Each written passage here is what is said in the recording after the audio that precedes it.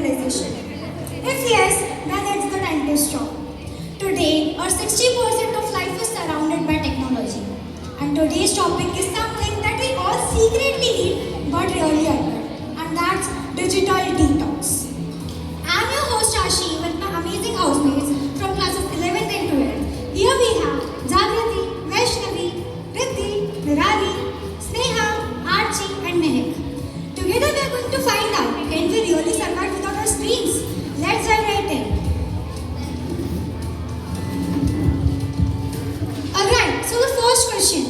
How many hours do you spend on your phone every day? Maybe 4 hours. No way, that's just for Instagram. That's a lot of scrolling. Why do you think it's hard to take a break? Because everything is online, study materials, friends, and entertainment. It's like the world lives in my phone. I once checked my screen time. It said 8 hours. It's like a full-time job. That's a lot of screen time. Okay, can anyone tell me or elaborate the term digital detox? Yes, a digital detox simply means taking a short break from using all the electronic devices like computers, smartphones, etc. It's like giving your mind a rest from all the constant notifications, pings, and messages. Just like our body needs rest after exercise, our mind also needs rest from the digital world. It's very meaningful and practical. Can you explain me your digital routine? How do you manage it? Let's be honest, most of us check our phones first thing in the morning and last before sleeping. We scroll through social medias, watch videos, and play games for hours. Sometimes we also lose track to do our homeworks and talk our family properly. This shows that how screens have deeply affected our lives. I like the opinion. Do you think the excessive screen time can cause many problems? Too much of screen time can cause many problems like poor eyesight, headaches, lack of concentration in studies, and less physical activities can lead to many health issues, and most importantly, less real conversation with our loved ones. When we are online all the time, we are disconnected from the real world. Here I am having some graphs which shows the balance. Can Nirali and Sneha, can you please explain them? Let's see. This graph shows the physical problems that are often caused due to excessive use of digital gadgets. Problems like headache, sleeping disturbance, back pain, pain in limbs, visual disturbance, and depression. The most of the people suffer from problems like depression due to excessive use of digital gadgets. This graph represents the different types of gadgets that are computer, mobile, tab and etc. In this, we can see that the highest percentage is of mobile, that is 67.11% because of excessive use. It is a very high percentage. Okay, Archie, can you tell me one thing? Is there social life influenced by digital technology? Yeah, I agree with you that our social life is exclusive due to our digital life. For example, currently we have some services and applications in which the things we needed at our doorsteps, just like Blinkit, Zapto, Zomato, Swiggy Instamart, Big Basket, Amazon Fresh, and etc. There are many applications. Very well said, but be honest. Could you actually survive a full day without any gadget? Without phone, impossible. You can try by keeping phone just 1 hour away before the bed. 1 hour, that's are missing 400 reels and 20 stories. Exactly. Your eyes will get rest for 400 reels. Okay, now let's be serious. How can we break our screens and move towards a digital detox?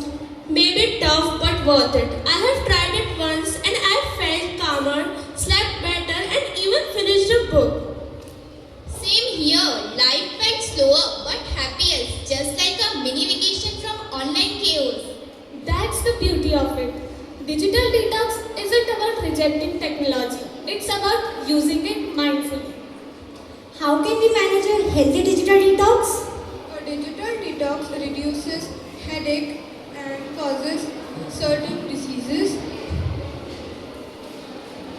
Okay, nice answer. Now one more practical question. How can we unplug ourselves from screens and laptops and manage a healthy digital detox routine? I know it's very difficult. Yeah, it's easy to do, but at the same time difficult to do.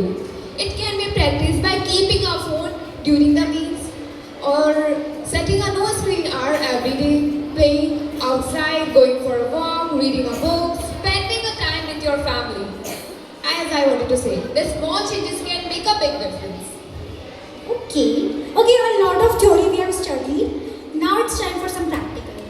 Okay, who's brave enough to share their real digital detox story? Yes, last month some students of our class, including me, tried a no phone Sunday.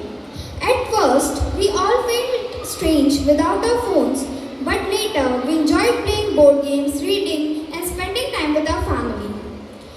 We all felt strange at first, but later we enjoyed playing board games and spending time with our family. That's the magic of digital detox. I also want to share my digital detox story. During my examination period, I practiced a simple yet effective digital detox strategy.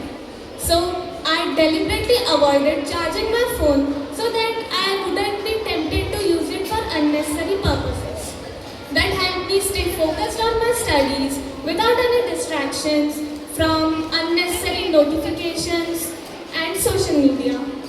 This small step helped me to improve my productivity and concentration during exams.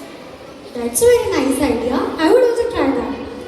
And then I would say our thumbs are tired, our eyes are sore, and our brain is on low battery. It's actually a time for digital detox. Everything in nature has a purpose. Every sound is an update, and every breath is a reminder that we're still here. So maybe for today, mute all the apps and let the sun, the wind, the stars, the moon send you all the notifications you need. It will help you from disconnect to reconnect.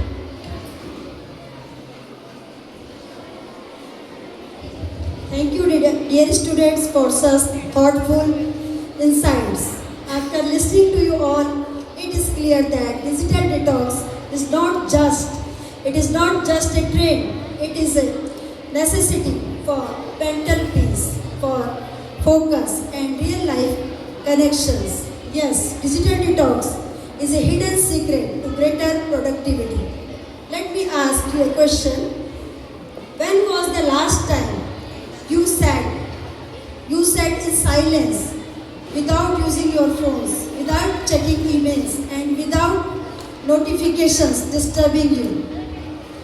Most people cannot even remember. Yes, every day, from the moment we wake up until the moment we go to bed, we are always connected.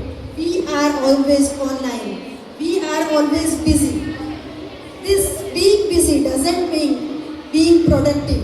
Yes, this is the mistake many of the people, millions of people are making today. They think that checking messages, replying instantly and being available 24 hours a day is what makes them successful. But reality is that it is the greatest trap. Always when we are online, we are distracted. If we are connected, we are never focused, and without focus, there is no real creativity, there is no innovation, there is no free time. Yes, I am not telling about rejecting the technology. It is not about rejecting the progress. It is not about throwing away your phones. But I am telling about that we have to accept technology and we have to give time. We have to protect our mind. Our mind is like a soil. If we keep planting seeds without giving soil time to rest, it will become loose. It will become weak. It will become poor. But if we give it time, it will regain and it produces with more strength. In the same manner, our mind works. If we keep it feeding with unnecessary notifications and unlimited social media and many news and other things, then our mind will become powerless. It becomes tired and we will not able to think properly. So if we will give it time, if we will give it silence, it will start producing ideas, and these ideas are original, these ideas are powerful, and these are unstoppable. So let's make a common effort to control our devices before our devices control us. Yes, thank you. This is Ashi signing off. Just stay offline. The world is waiting for you to notice it.